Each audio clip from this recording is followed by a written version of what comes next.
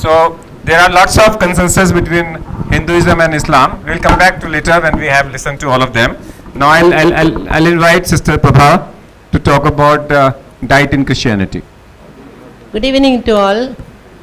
I am quite new to all of you as well as for Delhi, and my very important and first reason of coming here is when I heard it is a inter-religious gathering.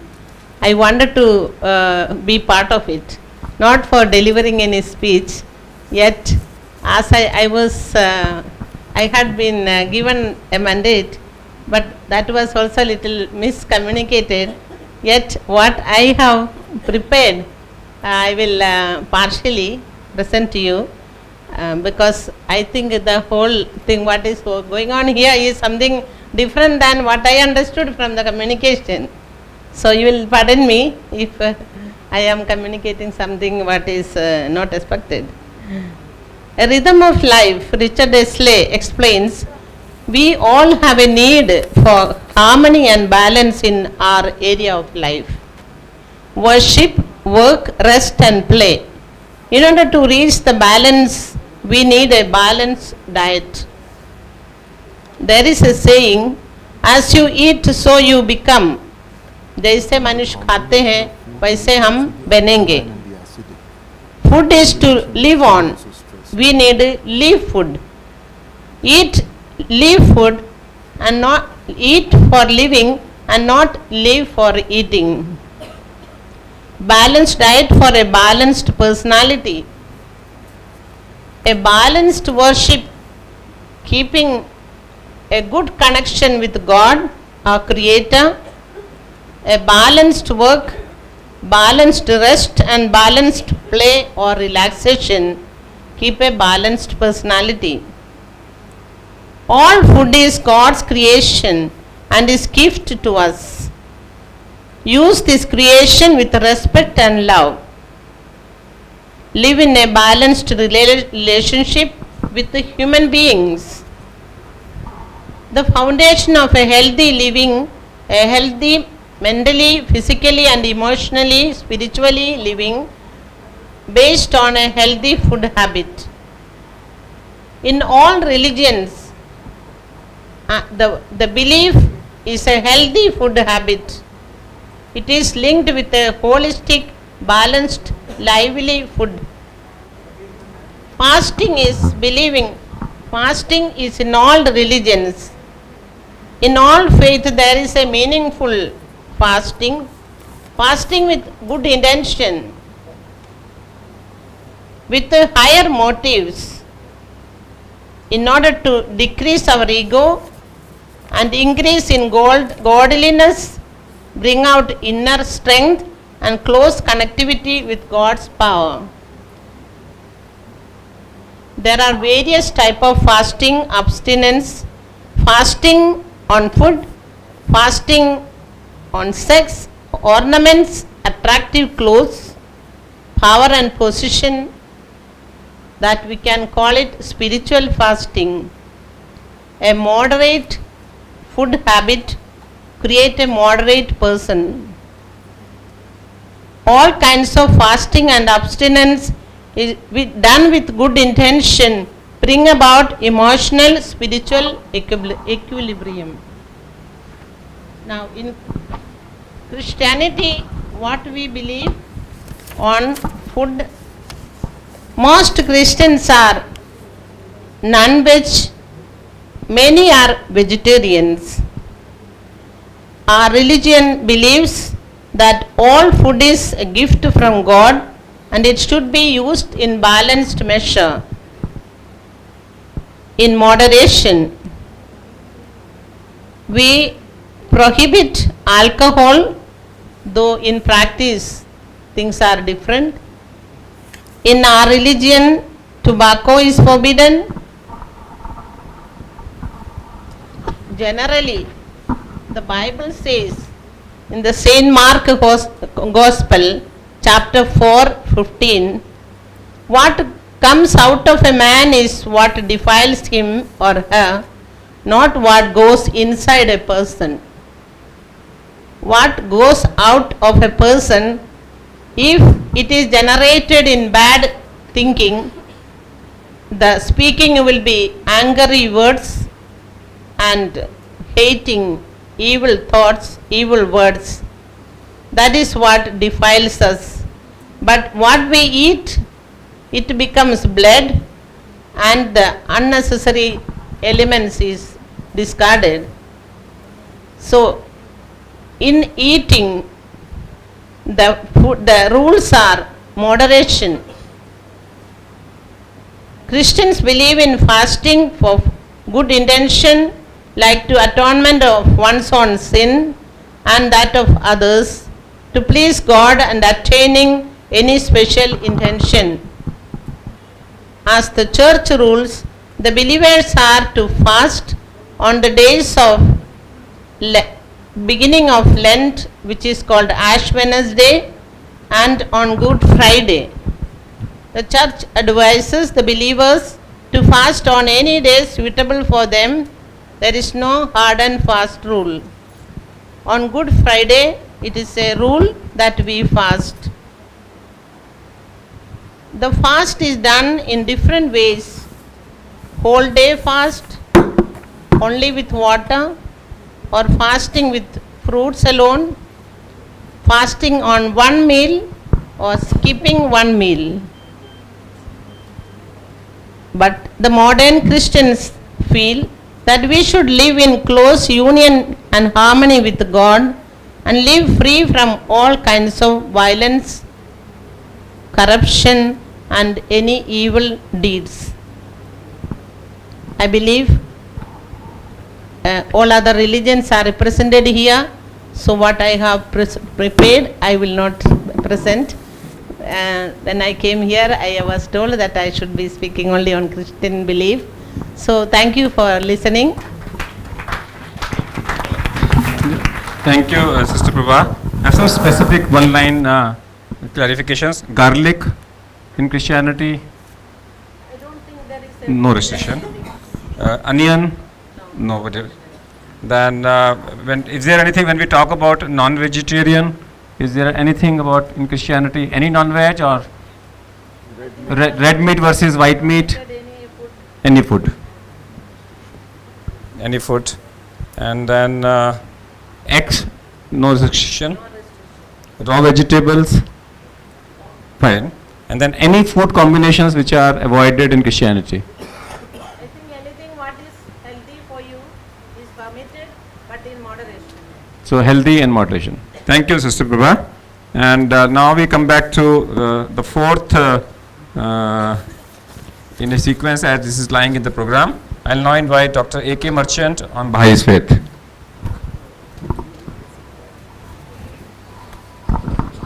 Namaskar and good evening to all of you. Grateful to the Bharati Vidya Bhavan and Heartcare Foundation for once again giving this opportunity to be part of this symposium on diet, health and religion. The Baha'i faith is relatively new, it's less than 200 years old, but it is very diverse. You have Baha'is in the Greenland who are Eskimos, and there largely they subsist on seafood.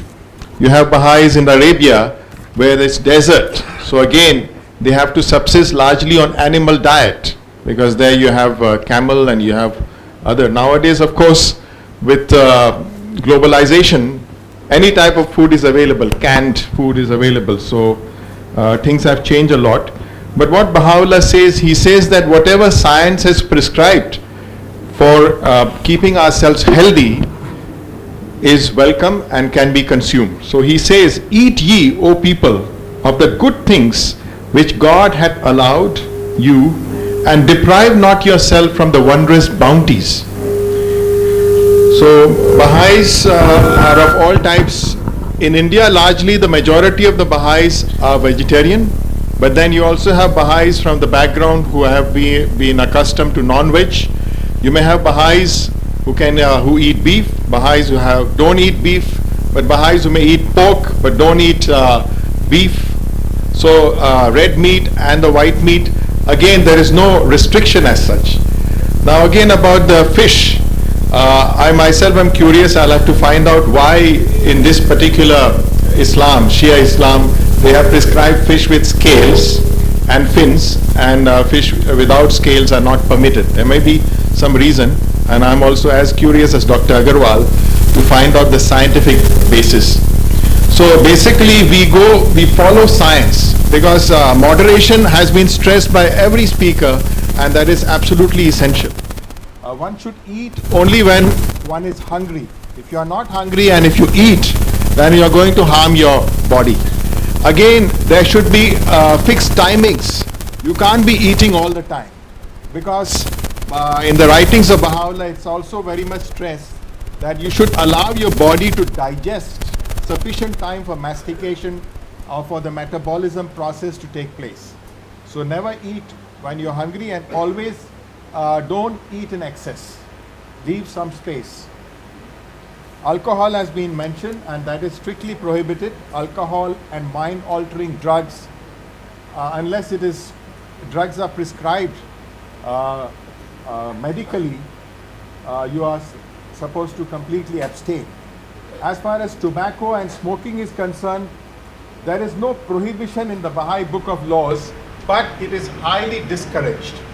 And then the harmful effects of smoking is explained. But since it is not in the Baha'i Book of Laws, supposing a Baha'i smokes, then it is not considered as having violated any laws. But he or she would be encouraged, for the sake of one's good health, to give it up.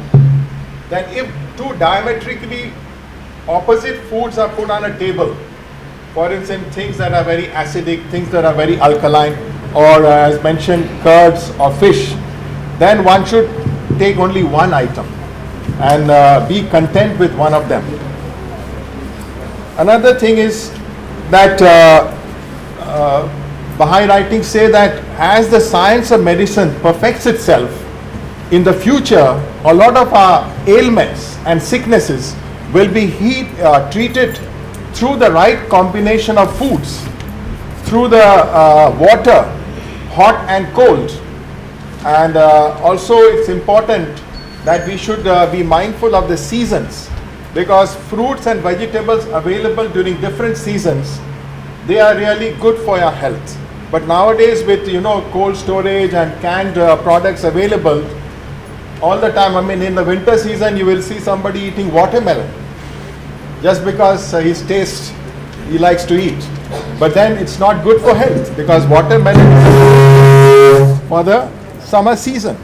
So there is a scientific and a spiritual reason behind why certain fruits are made available in certain seasons.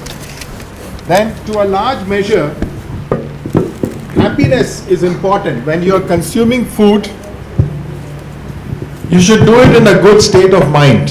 And generally in the Baha'i community, we tell our children to avoid fast food or junk food. Now it's become very common and popular. So again about maida, if you can get whole wheat, why should you go for maida? If you can get gur, why should you go for white sugar? White sugar is a slow poison. So these are some of, there is all these things are given. And about alcohol, even if it is mixed, wine in sausages or sherry in trifles and all that, it is still, we are told, also cake with a smattering of rum. These are to be avoided.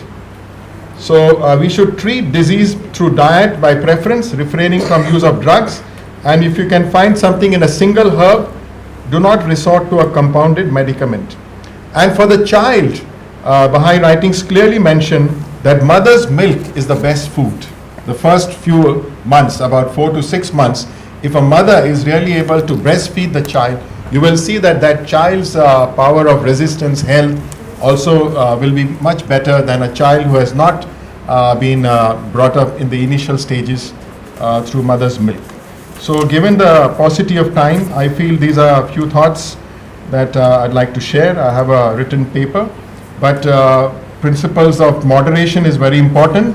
And then also showing courtesy to people of other religious communities or backgrounds. Supposing if you know that somebody doesn't like or doesn't eat non-veg, then you should be also careful that avoid non-veg if you are going to invite that person. Prepare only vegetarian food. So if some person is averse to pork or it's prohibited, never do a mistake of making a dish out of pork. Or if somebody is religiously prohibited from touching beef, then always be mindful. So this courtesy is basic, because though diversity is huge, so we have to be mindful. And in some places of the world, they are compelled by what is available. In Siberia, you don't get vegetables most of the time of the year.